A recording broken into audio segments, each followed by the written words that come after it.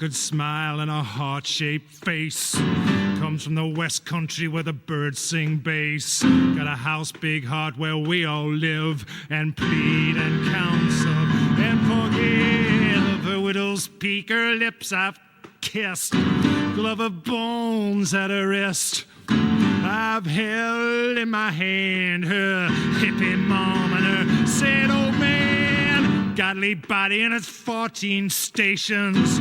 I have embraced her palpitations. Her unborn baby crying mummy against the rubble of her body.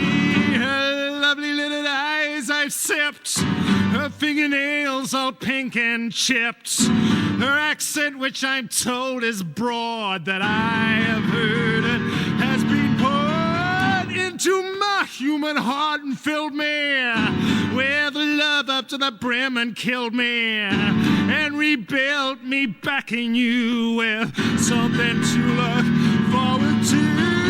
Who can ask much more than that? West Country girl with a big fat cat who looks into her eyes of green and meows, he loves you, then meows again.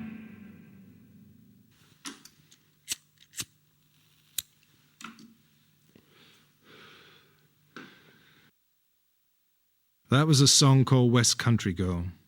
It is a love song. It began in its innocence as a poem written about 2 years ago in Australia where the sun shines. I wrote it with my heart in my mouth, detailing in list form the physical details that drew me toward a particular person, the West Country Girl. It set forth my own personal criteria of beauty, my own particular truth about beauty, as angular, cruel, and impoverished as it probably was.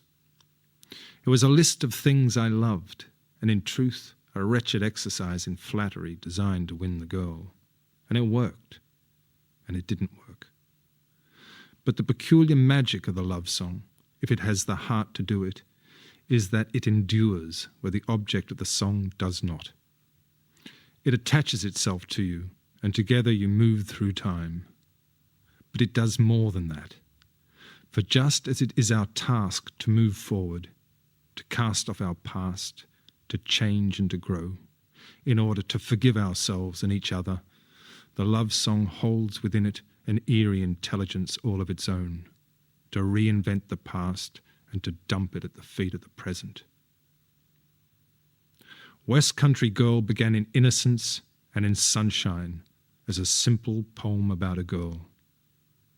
But it has done what all true love songs must do in order to survive. It has demanded the right to its own identity, its own life, its own truth. I have seen it grow and mutate with time. It presents itself now as a cautionary tale, as a list of ingredients in a witch's brew.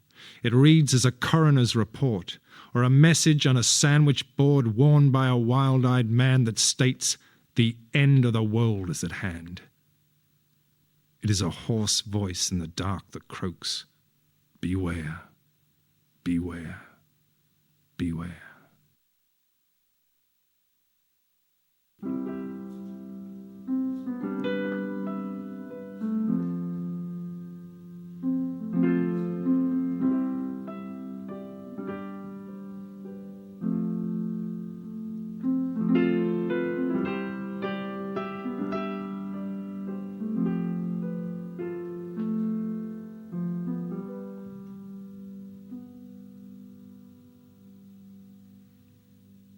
People just ain't no good.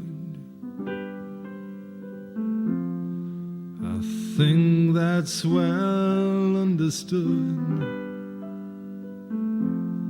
You can see it everywhere you look. People just ain't no good.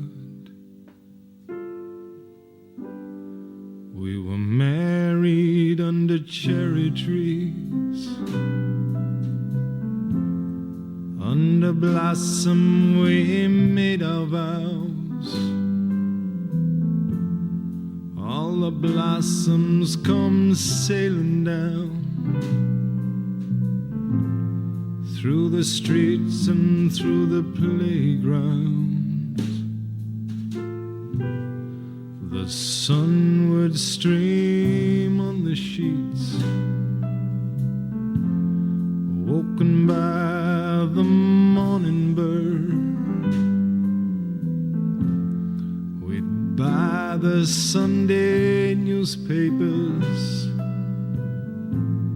never breathe a single word.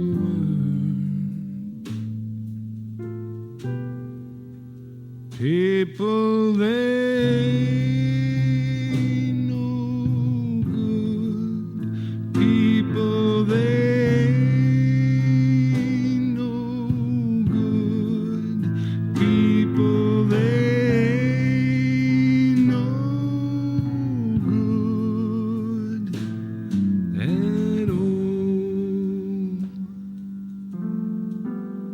The seasons came, the seasons went. The winter stripped the blossom bare. A different tree now lines the streets, shaking its fists in the air. The winter slammed us like a fist. Windows rattling in the gales, to which she drew the curtains down,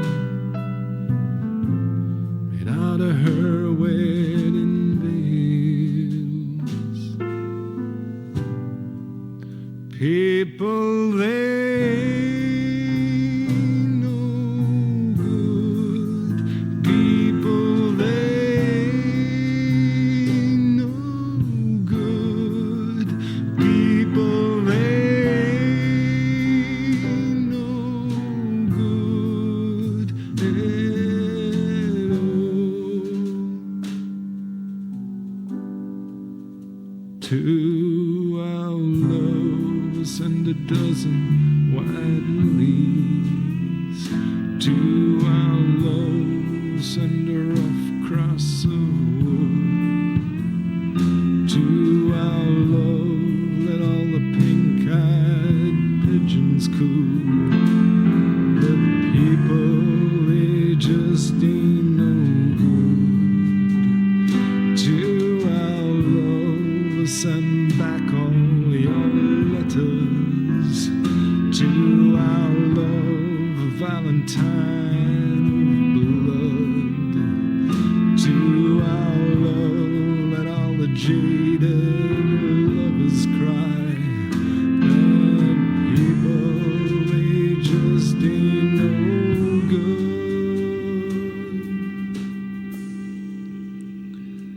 It ain't that in their hearts they're bad, they can comfort you, some even try. They'll nurse you when you're ill of health, and they'll bury you when you go and die. It ain't that in their hearts they're bad, stick by you if they could. Oh, but that's just bullshit, baby. People just ain't no good. People, they no good.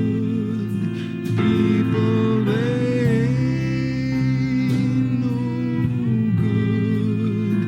People, they no good at all.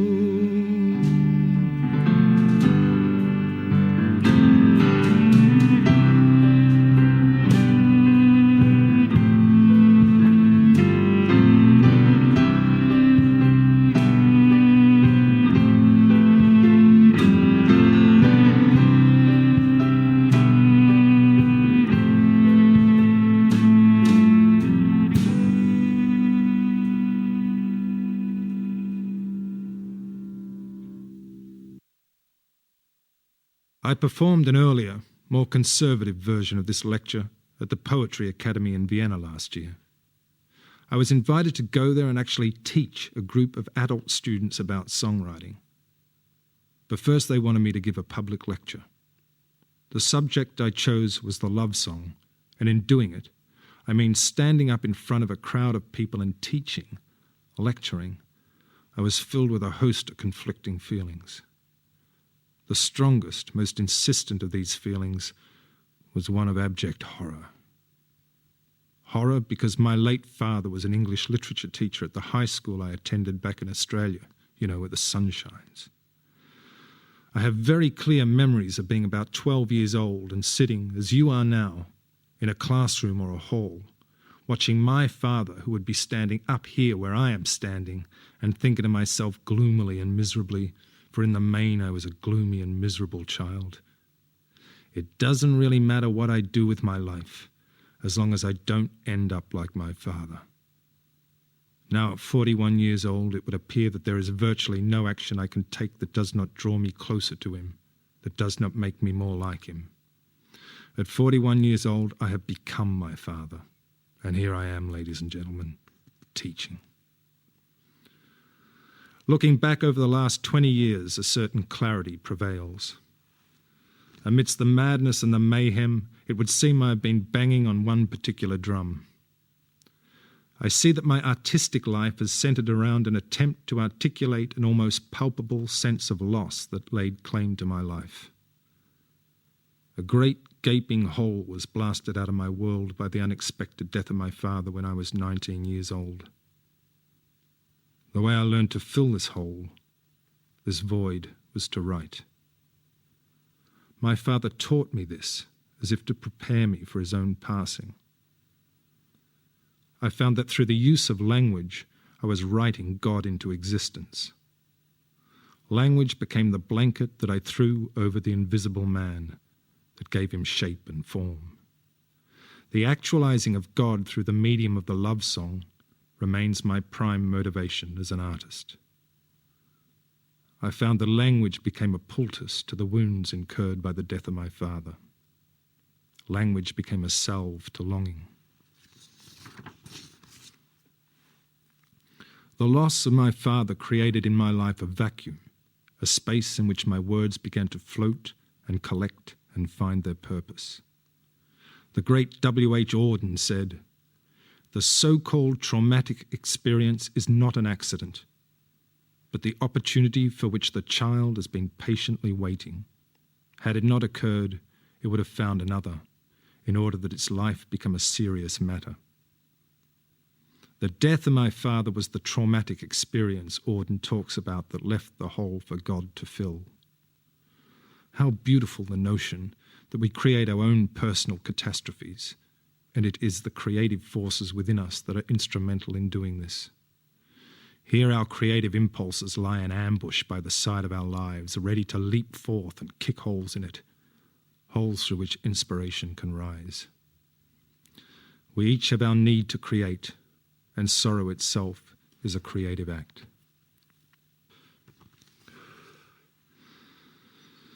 Though the love song comes in many guises, songs of exultation and praise, songs of rage and of despair, erotic songs, songs of abandonment and loss, they all address God. For it is the haunted premise of longing that the true love song inhabits. It is a howl in the void for love and for comfort, and it lives on the lips of the child crying for his mother. It is the song of the lover in need of her loved one, the raving of the lunatic supplicant petitioning his God. It is the cry of one chained to the earth and craving flight, a flight into inspiration and imagination and divinity. The love song is the sound of our endeavours to become godlike, to rise up and above the earthbound and the mediocre. I believe the love song to be a sad song. It is the noise of sorrow itself. We all experience within us what the Portuguese call saudade, which translates as an inexplicable longing, an unnamed and enigmatic yearning of the soul.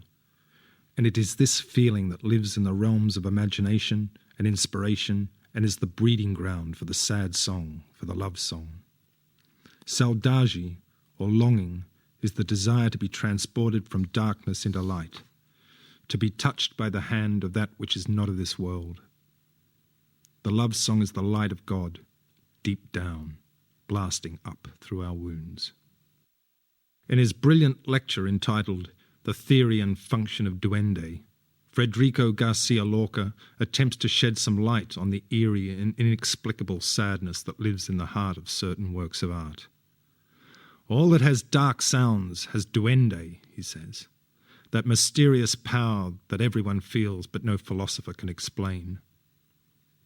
In contemporary rock music, the area in which I operate, music seems less inclined to have at its soul restless and quivering the sadness that Lorca talks about. Excitement often, anger sometimes, but true sadness rarely. Bob Dylan has always had it. Leonard Cohen deals specifically in it. It pursues Van Morrison like a black dog, and though he tries, he cannot escape it. Tom Waits and Neil Young can summon it.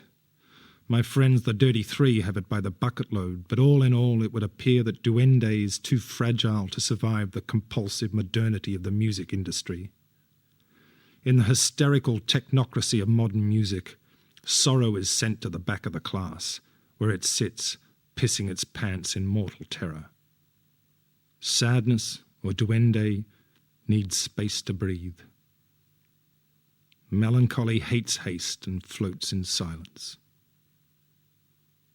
I feel sorry for sadness as we jump all over it, denying it its voice and muscle it into the outer reaches. No wonder sorrow doesn't smile much. No wonder sadness is so sad. All love songs must contain duende because the love song is never simply happy. It must first embrace the potential for pain. Those songs that speak of love without having within their lines an ache or a sigh are not love songs at all, but rather hate songs disguised as love songs and are not to be trusted. These songs deny us our humanness and our God-given right to be sad, and the airwaves are littered with them. The love song must resonate with the whispers of sorrow and the echoes of grief. The writer who refuses to explore the darker regions of the heart will never be able to write convincingly about the wonder, the magic, and the joy of love.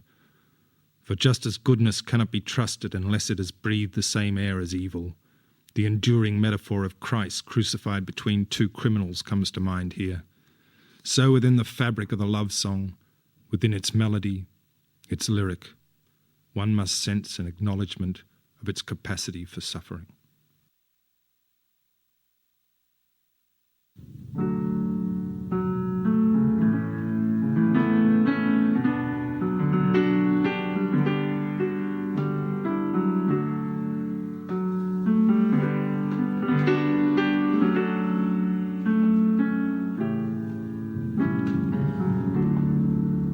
Down the road I look, and there runs Mary,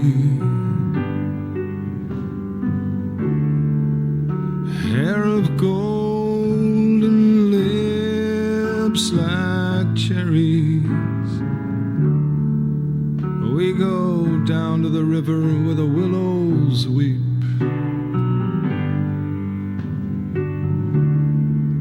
Take a naked root for a lover's seat that rolls out of the bitten soil.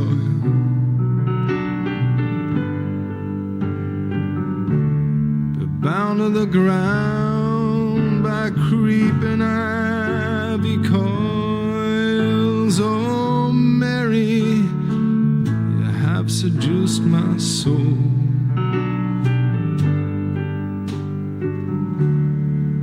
Forever a hostage of your child's world.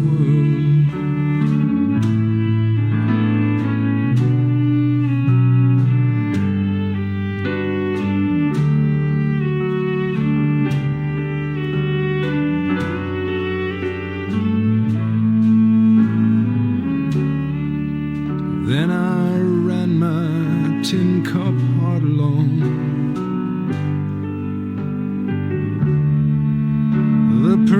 dozen of her ribs. With a toss of her curls, that little girl goes wading in, rolling her dress up past her knee, and turning these waters into wine.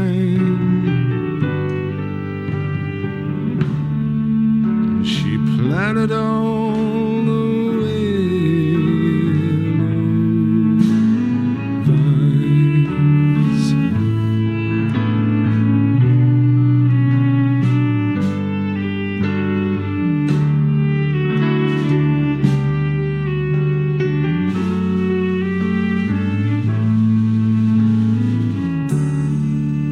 Mary in the shallows, laughing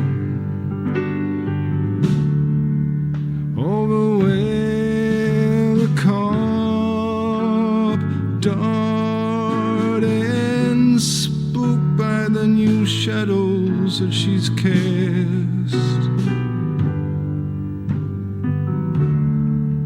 across these sad waters and across my heart.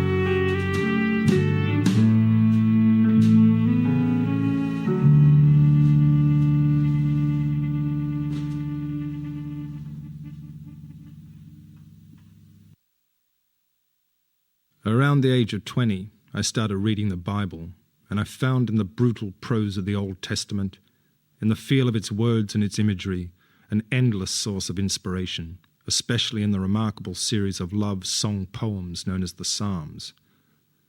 I found the Psalms that deal directly with the relationship between man and God, teeming with all the clamorous desperation, longing, exaltation, erotic violence, and brutality that I could hope for.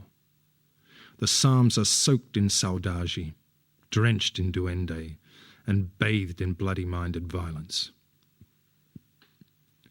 In a lot of ways, these songs became the blueprint for many of my more sadistic love songs. Psalm 137, a particular favourite of mine, and which was turned into the chart hit by the fab little band Boney M, is a perfect example of this. By the rivers of Babylon, there we sat down, yea, we wept, when we remembered Zion. We hanged our harps upon the willows in the midst thereof. For there they that carried us away captive required of us a song, and they that wasted us required of us mirth, saying, Sing us one of the songs of Zion. How shall we sing the Lord's song in a strange land? If I forget thee, O Jerusalem, let my right hand forget her cunning. If I do not remember thee, let my tongue cleave to the roof of my mouth, if I prefer not Jerusalem above my chief joy. Remember, O Lord, the children of Edom in the day of Jerusalem, who said, raise it, even to the foundation thereof. Daughter of Babylon, who art to be destroyed, happy shall he be that rewardeth thee as thou hast served us. Happy shall he be that taketh and dasheth thy little ones against the stones. Here, the poet finds himself captive in a strange land and is forced to sing a song of Zion. He declares his love to his homeland and dreams of revenge. The psalm is ghastly in its violent sentiments as he sings to his God for deliverance and that he may be made happy by murdering the children of his enemies. What I found time and time again in the Bible, especially the Old Testament, was that verses of rapture, of ecstasy, and love could hold within them apparently opposite sentiments, hate, revenge, bloody-mindedness, etc., that they were not mutually exclusive. This idea has left an enduring impression upon my songwriting. The love song must be born into the realm of the irrational, the absurd, the distracted, the melancholic, the obsessive, and the insane, for the love song is the clamour of love itself, and love is, of course, a form of madness. Whether it is the love of God or romantic, erotic love, these are manifestations of our need to be torn away from the rational, to take leave of our senses, so to speak. Love songs come in many forms and are written for a host of reasons. As declarations of love or revenge, to praise or to wound or to flatter. I have written songs for all of these reasons, but ultimately the love song exists to fill, with language, the silence between ourselves and God, to decrease the distance between the temporal and the divine. But within the world of modern pop music, a world that deals ostensibly with the love song, true sorrow is just not welcome. Of course there are exceptions, and occasionally a song comes along that hides behind its disposable plastic beat a love lyric of truly devastating proportions. Better the Devil You Know, written by the hitmakers Stock, Aitken and Waterman, and sung by the Australian pop sensation Kylie Minogue, is such a song. The disguising of the terror of love in a piece of mindless, innocuous pop music is an intriguing concept. Better the Devil You Know is one of pop music's most violent and distressing love lyrics. Say you won't leave me no more. I'll take you back again. No more excuses, no, 'cause I've heard them all before, 100 times or more. I'll forgive and forget if you say you'll never go, but it's true what they say. It's better the devil you know. Our love wasn't perfect. I know. I think I know the score. You say you love me, oh boy. I can't ask for more. I'll come if you should call. I'll be here every day, waiting for your love to show, 'cause it's true what they say. It's better the devil you know. I'll take you back. I'll take you back again. When Kylie Minogue sings these words, there is an innocence to her voice that makes the horror of this chilling lyric all the more compelling. The idea presented within this song, dark and sinister and sad, that love relationships are by nature abusive, and this abuse, be it physical or psychological, is welcomed and encouraged, shows how even the most seemingly harmless of love songs has the potential to hide terrible human truths. Like Prometheus chained to his rock, so that the eagle can eat his liver night after night, Kylie becomes love's sacrificial lamb, bleating an earnest invitation to the drooling, ravenous wolf, that he may devour her time and time again, all to a groovy techno beat. I'll take you back. I'll take you back again, indeed. Here the love song becomes a vehicle for a harrowing portrait of humanity not dissimilar to the Old Testament Psalms. And both are messages to God that cry out into the yawning void in anguish and self-loathing for deliverance. As I said earlier, my artistic life is centered around the desire, or more accurately the need, to articulate the various feelings of loss and longing that have whistled through my bones and hummed in my blood throughout my life. In the process, I've written about 200 songs, the bulk of which I would say were love songs. Love songs, and therefore, by my definition, sad songs. Out of this considerable mass of material, a handful of them rise above the others as true examples of all I have talked about. Sad Waters, Black Hair, I Let Love In, Diana, From Her to Eternity, Nobody's Baby Now, Into My Arms, Lime Tree Arbor, Lucy, Straight to You. I am proud of these songs. They are my gloomy, violent, dark-eyed children. They sit grimly on their own and they do not play with the other songs. Mostly they were the offspring of complicated pregnancies and difficult and painful births. Most of them are rooted in direct personal experience and were conceived for a variety of reasons. but this ragtag group of love songs are, at the death, all the same thing. Lifelines thrown into the galaxies by a drowning man.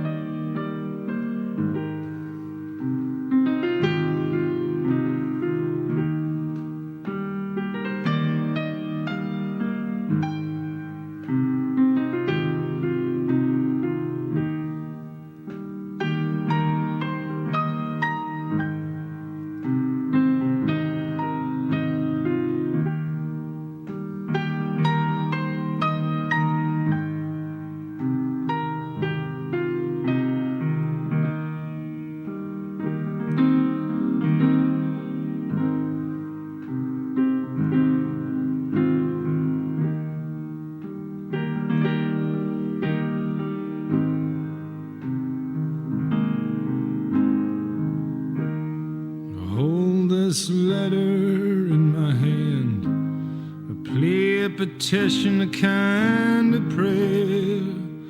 I hope it does as I have planned. Losing her again is more than I can bear. I kiss the cold white envelope, I press my lips against her name. 200 words, we live in hope. The sky hangs heavy with rain. Love letter, love letter. Go get her, go get her.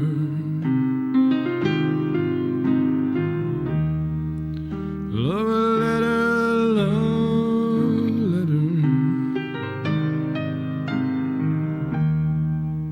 Go tell her, go tell her.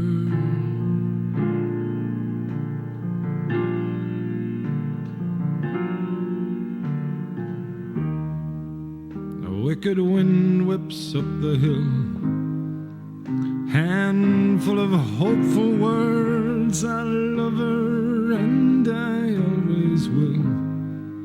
The sky is ready to burst. Said something I did not mean to say.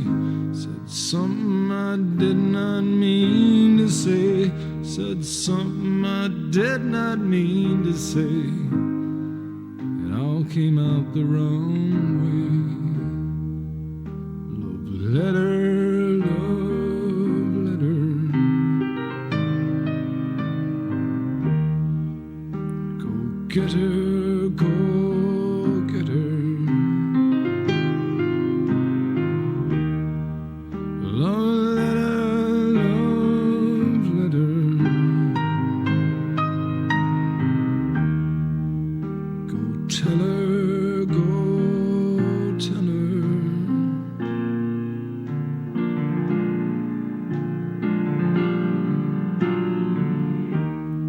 Rain your kisses down upon me.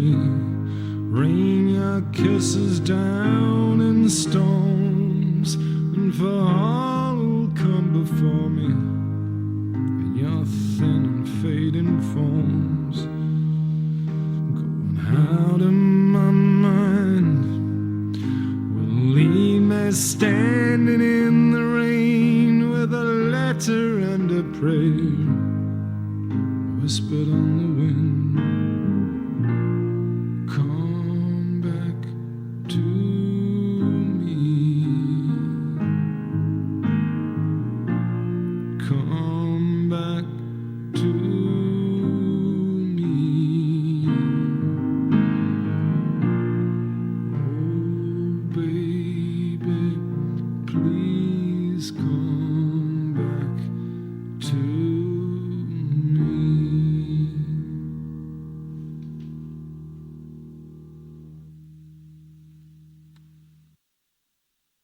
The reasons why I feel compelled to write love songs are legion. Some of these came clearer to me when I sat down with a friend of mine who, for the sake of his anonymity, I will refer to as G. G and I admitted to each other that we both suffered from the psychological disorder that the medical profession terms erotographomania.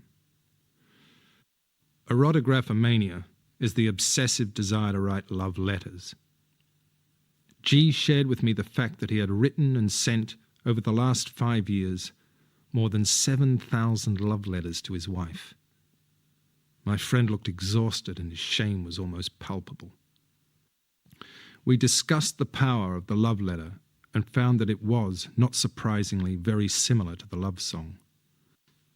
Both served as extended meditations on one's beloved. Both served to shorten the distance between the writer and the reciprocant. Both held within them a permanence and power that the spoken word did not.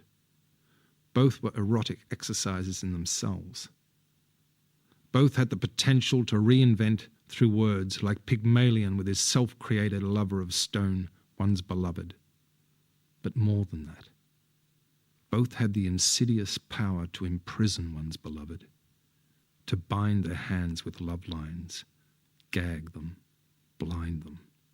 For words become the defining parameter that keeps the image of the loved one imprisoned in a bondage of poetry. I have taken possession of you, the love letter, the love song whispers, forever. These stolen souls we set adrift like lost astronauts floating for eternity through the stratospheres of the divine. Me, I never trust a woman who writes letters, because I know that I myself cannot be trusted. Words endure, flesh does not. The poet will always have the upper hand. Me, I'm a soul catcher for God. Here I come with my butterfly net of words. Here I catch the chrysalis. Here I blow life into their bodies and hurl them fluttering to the stars and the care of God. I'd like to look finally at a song I wrote for the Boatman's Call album. It is called Far From Me, and I have a few things to tell you about it. Far From Me took 4 months to write, which was the duration of the relationship it describes. The first verse was written in the first week of the affair and is full of all the heroic drama of new love as it describes the totality of feeling whilst acknowledging its parallel pain. For you I'm dying now. It sets the two lover heroes against an uncaring world, a world that fucks everybody over, and brings in the notion of the physical distance suggested in the title. Verse 1, and all is well in the garden. But the thing is, Far From Me had its own agenda and was not about to allow itself to be told what to do. The song, as if awaiting the inevitable traumatic experience, simply refused to let itself be completed until the catastrophe had occurred. Some songs are tricky like that, and it is wise to keep your wits about you when you're dealing with them. I find more often than not that the songs I write seem to know more about what's going on in my life than I do.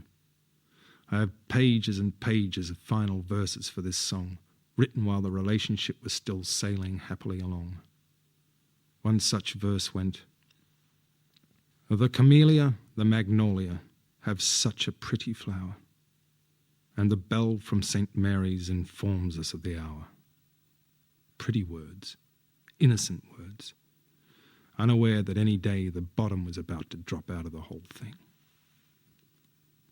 As I wrote the final verse of Far From Me, it became clear that my life was being dictated by the largely destructive ordinance of the song itself, that it had its own inbuilt destiny over which I had no control.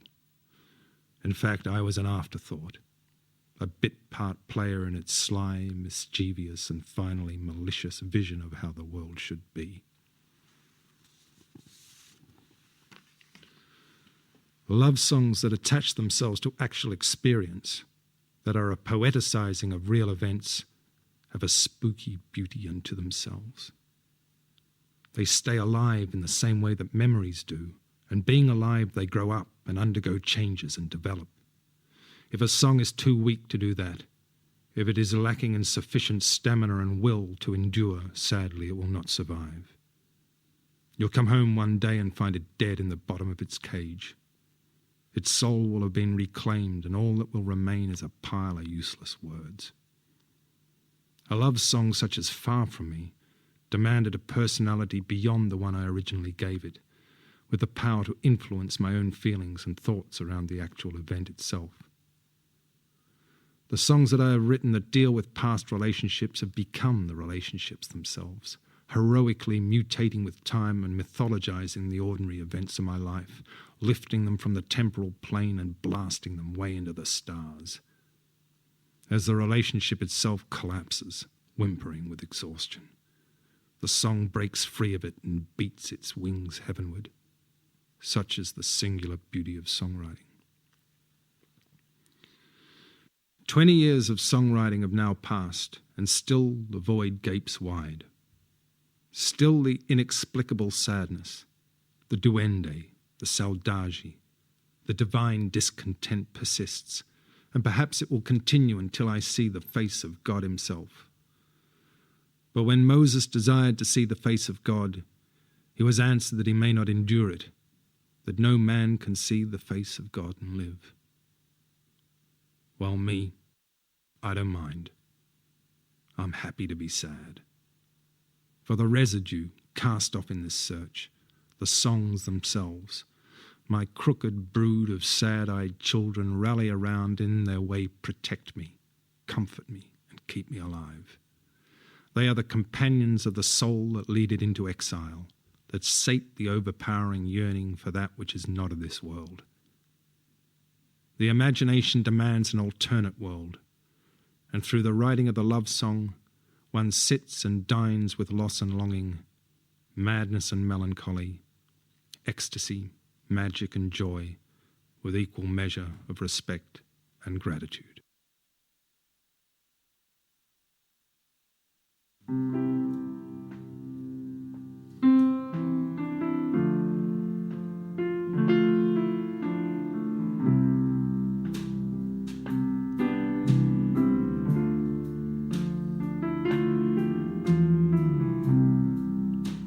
For you, dear, I was born,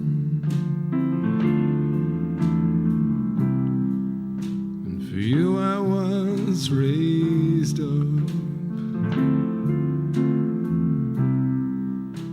For you I've lived, for you I will die, for you I'm dying now.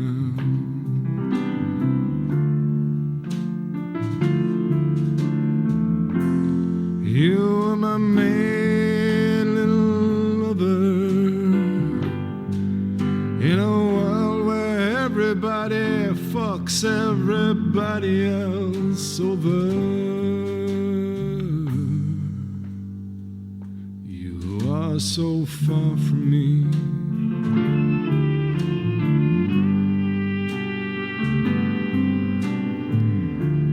Far from me.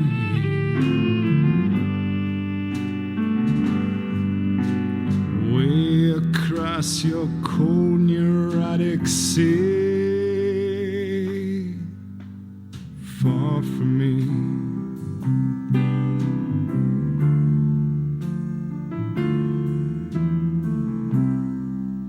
I would talk to you of all manner of things. With a smile you would reply.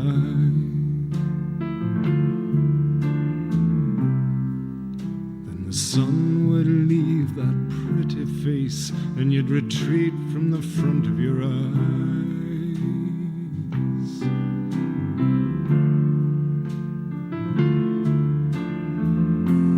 People keep telling me you're doing your best. Well, I hope your heart's beating happy, baby, in your infant breast. You are so far from me.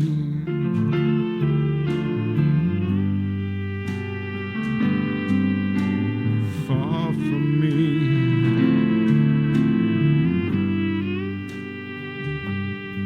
So far from me.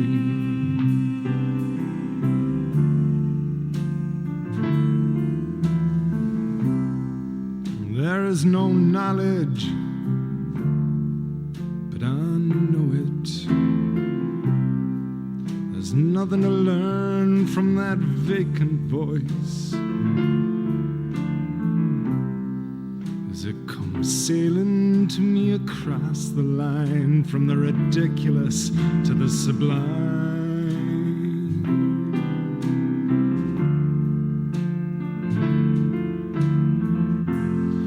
It's good to hear you're doing so well, but really can't you find somebody else that you can ring and tell?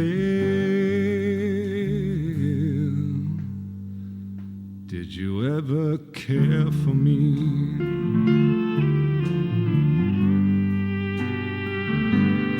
Were you ever there for me? You who are so far from me.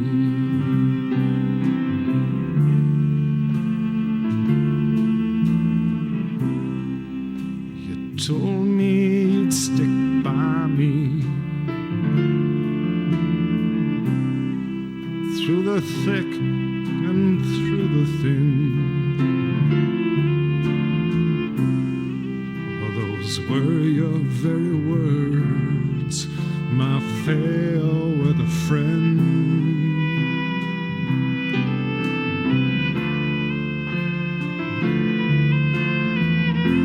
You were my brave-hearted lover, with the first taste of trouble when running back to mother.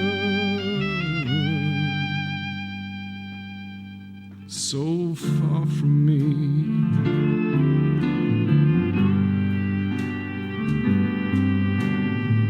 Far from me.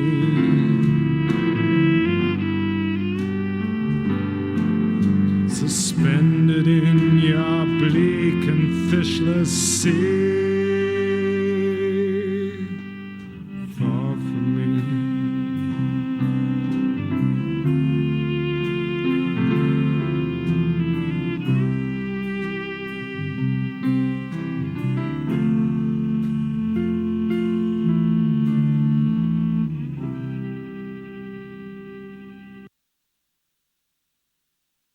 The flesh made word. Jesus said, "Wherever two or more are gathered together, I am in your midst."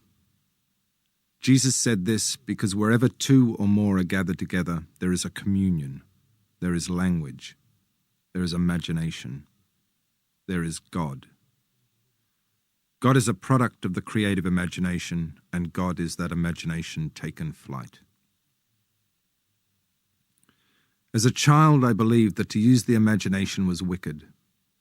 I saw my imagination as a dark room with a large bolted door that housed all manner of shameful fantasies. I could almost hear my secret thoughts bumping and scratching behind the door, begging me in whispers to be let out, to be told.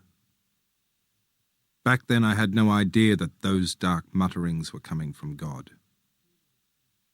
At 8 years old, I joined the choir in our local Anglican church, and I attended services twice a week for the next 4 years. But the God I heard preached about there seemed remote and alien and uncertain. So I sat in the stalls, in my crimson cassock, while rogue thoughts oozed beneath the bolted door of my imagination. As I grew older and entered my teens, my now deceased father decided it was time to pass on to his son certain information. Here I was, 13 years old, and he would usher me into his study, lock the door and begin reciting great bloody slabs from Shakespeare's Titus Andronicus, or the murder scene from Crime and Punishment, or whole chapters from Nabokov's Lolita. My father would wave his arms about, then point at me and say, "This, my boy, is literature."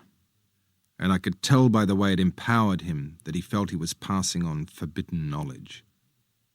I would sit and listen to all these mad words pouring from his mouth, happy to be invited into his strange, anomalous world.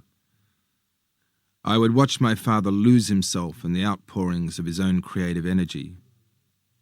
And although he would have laughed at this notion, What my father was finding in his beloved literature was God. Literature elevated him, tore him from normality, and lifted him out of the mediocre and brought him closer to the divine essence of things.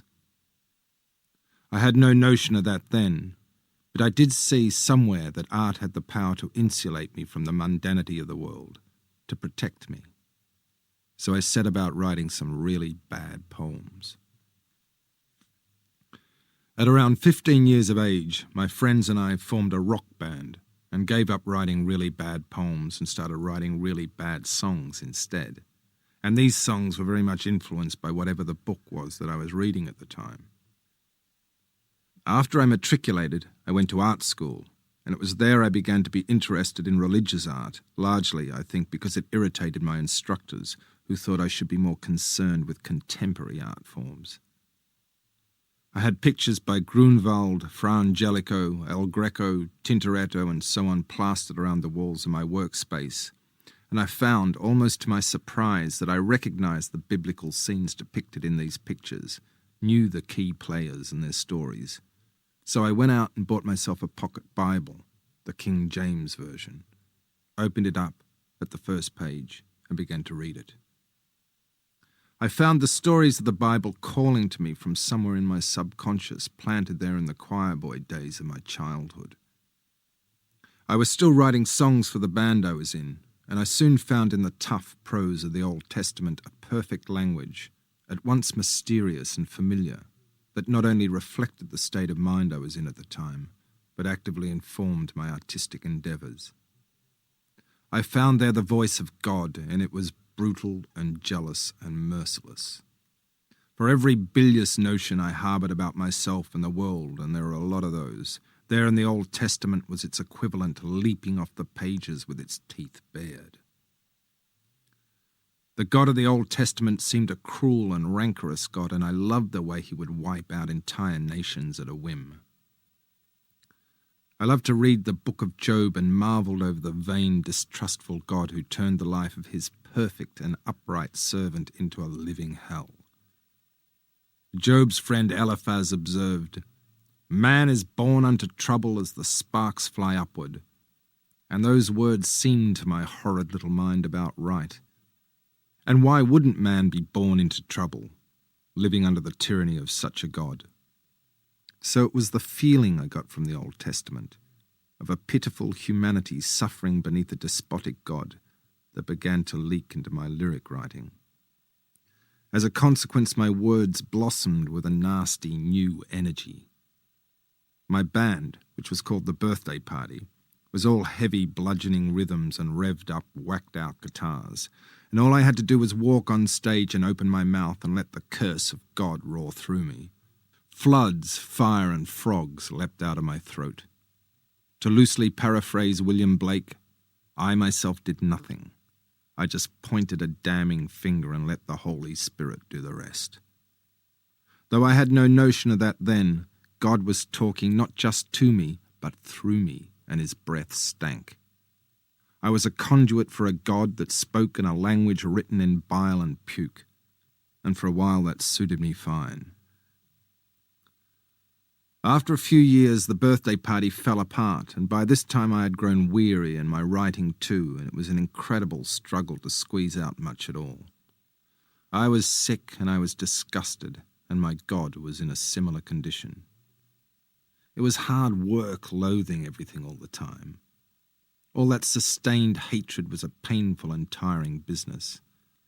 I would climb onto stage and look down at the twisted faces that roared and shook their fists at me in the gloom, and all I felt was sick and sad. I decided it was high time I started reading a different book. So I closed the Old Testament and I opened up the New. There in those 4 wonderful prose poems, Matthew, Mark, Luke, and John, I slowly reacquainted myself with the Jesus of my childhood, that eerie figure that moves through the Gospels, the man of sorrows. And it was through him that I was given a chance to redefine my relationship with the world. The voice that spoke through me now was softer, sadder, more introspective. The more I read the Gospels, the more Christ called to my imagination, for his journey was, it seemed to me, just that, a flight of the imagination. Christ, who called himself both the Son of Man and the Son of God as the occasion warranted, was exactly that, a man of flesh and blood, so in touch with the creative forces inside himself, so open to his brilliant flame-like imagination, that he became the physical embodiment of that force, God. In Christ, the spiritual blueprint was set so that we ourselves could become godlike. There is that wonderful story in the Gospel of John where the scribes and Pharisees brought to Jesus a woman taken in adultery, and attempting to trap him, asked if the woman should now be stoned under the law of Moses. Christ did not answer straight away, but rather stooped down and with his finger wrote on the ground, as though he didn't hear them. The Pharisees persisted, and after a time Christ lifted himself up and answered, "He that is without sin among you, let him first cast a stone at her." And again he stooped down. For me, this seemingly distracted gesture, the stooping down and the writing on the ground, is Christ accessing the God in himself. Christ then delivers the line that disempowers his opponents, and what an extraordinary remark it is, and then stoops again to recommune with God. What Christ shows us here is that the creative imagination has the power to combat all enemies, that we are protected by the flow of our own inspiration. Clearly what Jesus most despised, what he really railed against time and time again, were the forces that represented the established order of things, symbolized by the scribes and Pharisees, those dull, small-minded scholars of religious law who dogged his every move. Christ saw them as enemies of the imagination, who actively blocked the spiritual flight of the people and kept them bogged down with theological nitpicking, intellectualism, and law. What was Christ's great bugbear and what has sat like dung in the doorway of the Christian church ever since was the Pharisees' preoccupation with the law in preference to the Logos. Said St. Paul to the Corinthians, "The letter killeth, but the Spirit giveth life." So how can one be elevated spiritually if they are loaded up with the chains of religious jurisprudence? How can the imagination be told how to behave? How can inspiration, or for that matter God, be moral? "Woe unto you, scribes and Pharisees, hypocrites," berates Christ in Matthew, "for ye shut up the kingdom of heaven against men." And further on he says, "Ye are like unto whited sepulchres, which indeed appear beautiful outward, but are within full of dead men's bones." This was the language of the Lord, and it was lines like these that were at once compassionate and venomous that I found reverberating through my own words. Christ was forgiving, merciful, and loving, but he was, after all, the Son of the Old Testament God, and his Father's blood still boiled in his veins. In creating his Son, God the Father had evolved. He had moved on. No longer was God's mercy reserved for elect nations and their kings. No longer were the divine rewards handed down to lords temporal and spiritual. Christ, the Son, came as an individual, the Word made flesh, to set right the misguided notions of his Father, or as Paul wrote to the Corinthians, God was in Christ reconciling the world to himself. Christ came to right the wrongs of his Father. Christ, the man, who abhorred the concept of a spiritual elite, spoke to every man. He came with the gift of language, of love, of imagination. Said Jesus in the Gospel of John, "The words I speak unto you, they are the spirit and they are the life." And it is these words, his language, the Logos, that speaks so eloquently and mysteriously from the Gospels. Christ is the imagination, at times terrible, irrational, incendiary, and beautiful, in short, godlike. And so, like Jesus, there is the blood of my Father in me, and it was from him that I inherited, among other things, a love of literature, of words. And just as Christ was to his Father, I am a generation further on, and if you'll forgive me, Dad, in evolutionary terms, an advanced version.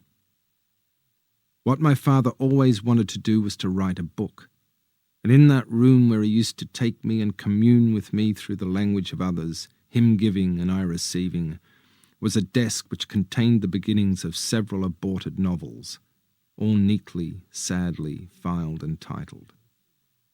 When I was about 12, my father asked me, weirdly, what I had done to assist humanity. I had no idea what he was talking about, but turned the question around and asked him what he had done. He said he had written a couple of short stories that had been published in magazines, and I shared in his pride as he showed them to me. But I noticed that the magazines were of an earlier decade, and it was clear that these 2 short stories were tiny seeds planted in a garden that did not grow.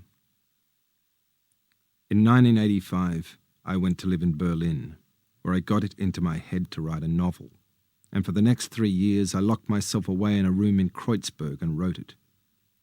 I called it And the Ass Saw the Angel.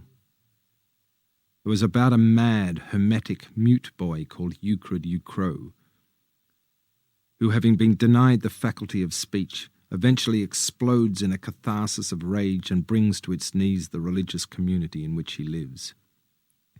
The story, set in the American South and told through the voice or non-voice of Euclid Eucrow, was written in a kind of hyper-poetic thought-speak not meant to be spoken, a mongrel language that was part biblical, part Deep South dialect, part gutter slang, at times obscenely reverent and at others reverently obscene.